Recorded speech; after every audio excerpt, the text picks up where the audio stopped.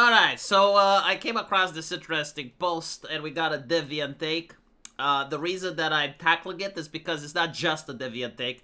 I see it being done a lot in left-leaning corners. People enjoy ignoring context, pretending that they don't know the culture of the year we live in. And so they have a very superficial surface analysis of things, right? So, as you can see here, you have like two women kissing. I think this is in a kids show from a popular production. I'm not sure if it's Disney or Pixar. Doesn't really matter. What's important is how Daka Daka responded to it, right? And Daka Daka says that this is fetish. It is fetish material. Especially says the characters are teenagers. Oh, goodness gracious. It's disgusting, and more important, it is degenerate, right? So like you have the generation and it degenerates. But luckily we got Daka Daka to call it out. They are literally, okay, literally, like quite physically, 4-year-olds watching this smut. People who make this need to be locked up, right? So like we need to build more prisons, like even more prisons, more. In fact, why don't we make society a prison and we just create like another building where normal people get to go in, because it would be simpler. Now here's the take. I think Daka Daka is turning it to an 11. Like this is definitely a problem, what I'm seeing here. But like for me, it's a problem that can also be explained in rational ways. Like you don't have to say, oh yes, like this is pornography. Oh, this is what I spanked to, but now children are watching it. So like, no, absolutely, right? This is ridiculous. The problem is that the corporations that are making this, right? It's not the fact that they're making it, because if they were making it for adults, I wouldn't give a shit. They're making it specifically for children, and it's not a mystery as to why. Like we know why they're doing it, because they're very outspoken about it. They're making it because they want more gay kids. And again, like, there have been plenty of events where the creators of these shows have partook into various like TED Talks and interviews.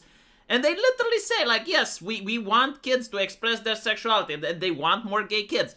You go on TikTok, you go on Blue Sky, and you see teachers with their real face and name associated, and they say that they want to crack eggs. Like, they want more children to become trans, right? The intent is there. And so if you look at Western culture, especially for like the last 5 or 10 years, when a child transitioned, it would be like a celebration, like popping open the champagne, like everyone is getting up and it's stunning and brave and everyone is applauding, right? And so it's kind of like going from pray the gay away to trying to pray the gay in. Like, it's not something where sexuality is just something like a food preference. No. Like, the LGBT people, like, they not only need to be celebrated, it's almost like they're anointed, like very close to worshiping, right? And if you, it's kind of like a fashion trend, I guess. That's the best way to put it. Like, it's trendy to have a homosexual child, right? Like for the last 20 years or so, if you look at most Hollywood actors, like there was a time when almost all of them would adopt children from Africa because that was trendy then. And when you look at the number of Hollywood if you look at the number of Hollywood actors now that have trans kids, it is insanely disproportionate to the average population, right? And so the question is like, well, what's wrong with your kid being gay, or what's wrong with your kid being trans? Well, most people, they want grandchildren. Like, I know this is shocking and abhorrent, and according to the Democrats, the way that human beings reproduce is that you vote left-wing governments and they open the borders and then immigrants come in, and that's how human reproduction works. But for other people, well, like, reproduction actually means having grandchildren. And so, like, if your kid ends up being gay, like, if my kid ends up being gay, like, it is what it is, you know? But obviously, I would like to see my grandchildren.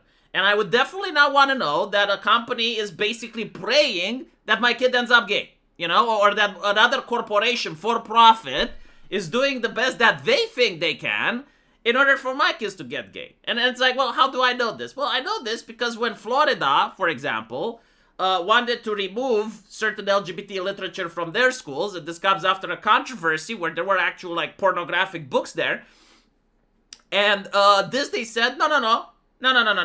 We're going to do everything in our power to stop this, right? And so, like, if you have a company that's basically, like, telling you what they want to do, It's not the fact that they're putting a kiss in a cartoon. It's like, I know why they're putting a kiss in a cartoon. And I know it because the activists and certain people working at these companies are very outspoken. And you can also notice that it's usually a one-way street, right?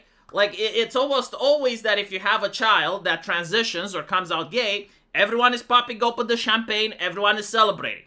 But the opposite, like if you have a child that is gay or has transitioned, then you have like a teacher that's trying to say, well, have you reconsidered? Like, would you consider that maybe it's not? Well, that teacher is like the bigot of the highest proportion.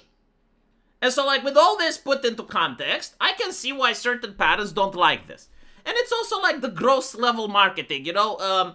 They will put something like this, and then if you don't like the movie, it's because you're homophobic, right? So like outrage-based marketing, making a mediocre production, and then whenever someone says it's bad, they will say, it's because you don't like gay people.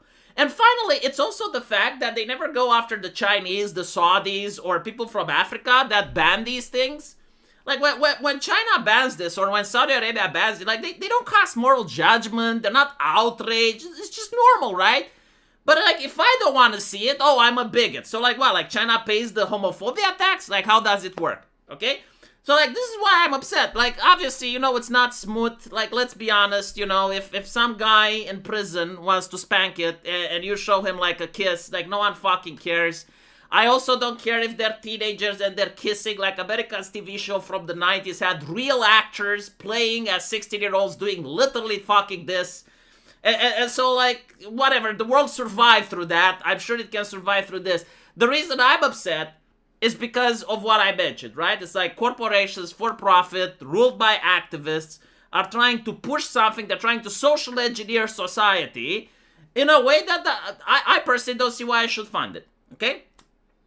However, here you have Short Fat Otaku coming with his take and showing Sailor Moon, right? Now here's the difference. The people that made Sailor Moon, they have absolutely no intention, and they never tried to convince people to become gay, right? Now, as Daka said, this is genuinely fan service. Like, this is actually added in as fan service. This is not fan service, okay? Like, the purpose of this is definitely not to titillate. The purpose of this is to subvert and indoctrinate. This is genuine fan service. Yeah, like, it's erotica for women. Like, Sailor Moon was created for teenage girls, right?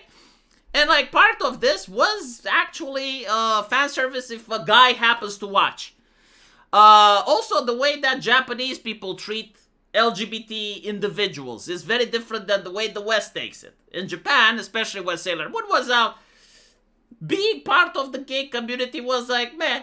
I mean, you know, it's kind of in between a gray area. Definitely not as bad as America. Kind of like a food preference, I would say. In America, like right now, during the peak of the woke culture, was elevated. Like, they even had the flag. It was almost like a nation within a nation. Every single corporation had the logo. Terms of service on every single social media. Hiring quotas, like, you name it, right? And so, like, obviously, like, this is a completely different culture than this.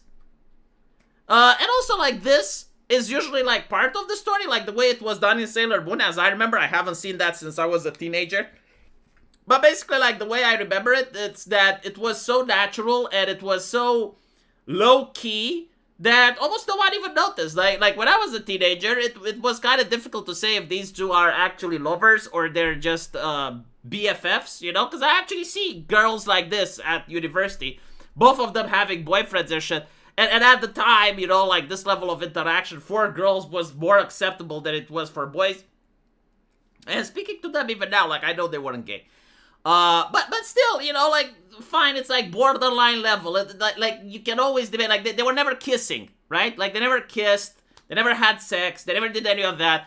What they did was hand-holding, right? Like, that's the most thing. Again, I haven't seen the anime in ages, so I may be wrong, but I'm pretty sure I'm not. Because, like, if they had genuine, like, lesbian relationships, America would have never aired Sailor Moon, especially not in the 90s, right? So, like, I'm pretty convinced that it was very low-key. Meanwhile, like, you know that this is a thing because, like, the mainstream media constantly talk about it, right? Like, whenever Disney does a first kiss or some shit like that, like, you see it in the New York Times, you see it in Washington Post, you see it in The Guardian. Again, like, it's treated like this huge cultural thing. And so like people are sick of it, right? Because people are look, it's not a huge cultural thing, you know, no one fucking cares. And there is a thing where, you know, pushing too much of a good thing turns into a bad thing. It's like, okay, they push this so fucking much that people are just tired of it. And it's like, okay, if you made a new movie and this is your best foot forward, like if this is what you think the market should see in order to buy your movie, well, maybe your movie is shit because like you got nothing else to show, right? And so yeah, this is my take. I don't think like the comparison is accurate. I don't think it flies. I also think that this is way too exaggerated. Like obviously it's not smooth. If the characters are teenagers, like you can show a kiss, right? They're not fucking, that they're not groping their ass. It's like, all right. But if it's a show made for kids, right? Like this is the problem. If it's genuinely made, and when I say kids, okay, like hold on a little bit because the Anglosphere is also having an aneurysm about this. When we say kids, like we should differentiate between prepubescent and teenagers, right? Like for teenagers, for 16-year-olds and up, like obviously, you know, seeing a kiss is not problematic. I grew up watching Baywatch. I grew up watching Xena. Grew up like watching other stuff. Like you guys were teenagers too, you know, the type of stuff you were into. And trust me, your kids are going to be into that as well. Just like your parents were horrified of the shit you were into when you were 16. So too, you will be horrified of what your kids will be into when you are 16. Like, it's time to accept reality at some fucking level, okay? So, like, if it's for 16-year-olds and you have something like this, it's one thing. But if it's for 4-year-olds and you have something like this, and you also know why that thing is in, and you're also aware that the corporation is, like, proud of increasing LGBT numbers, I can also see why certain parents would say, yeah, I'm not taking my kid to this, you know?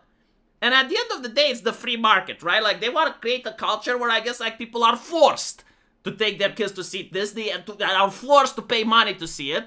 Because otherwise, it's kind of like, you know, a test of faith, you know? Like, do you support the Hollywood church or not? Like, are you on board with the program? If yes, show me your ticket for... Fucking retarded, isn't it? Anyway, right, this is what I wanted to say. This is what I think about it. Let me know what you guys think. And as usual, I will see you in the comment section. Take care.